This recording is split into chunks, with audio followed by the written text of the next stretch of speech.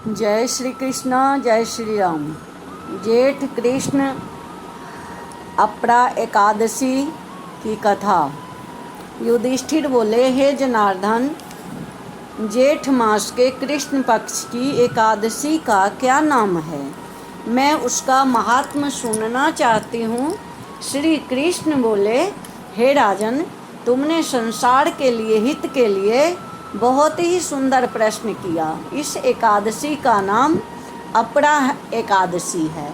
यह अपरा एकादशी बहुत पुण्य देने वाली, बड़े बड़े पापों को कष्ट हरने वाली है।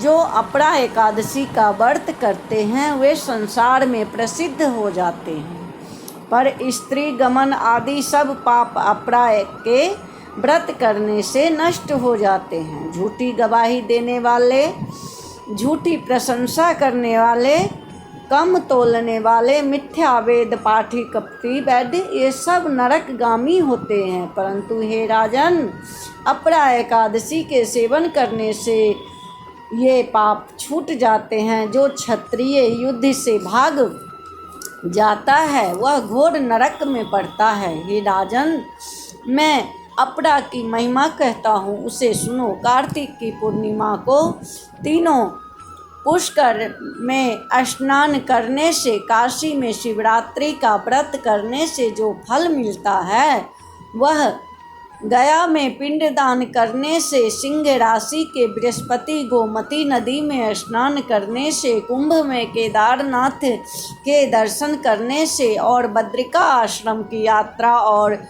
उस तीर्थ का सेवन करने से, सूर्य ग्रहण में कुरुक्षेत्र में हाथी घोड़ा और स्वर्ग का दान करने से, और यज्ञ में सुवर्ण का दान करने से जो फल मिलता है, वही फल मनुष्य को अपरा एकादशी का सेवन करने से मिलता है।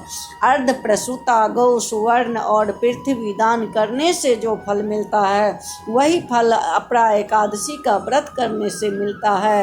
यह पाप रूपी वृक्ष को काटने के लिए कुल्हाड़ी और पाप रूपी ईंधन को जलाने के लिए अग्नि के समान है। पाप रूपी अंधकार के लिए सूर्य और पाप रूपी हिरण के लिए सिंह की समान है। हे राजन, पाप से डरे हुए मनुष्य को अपरा एकादशी का उपवास करना चाहिए।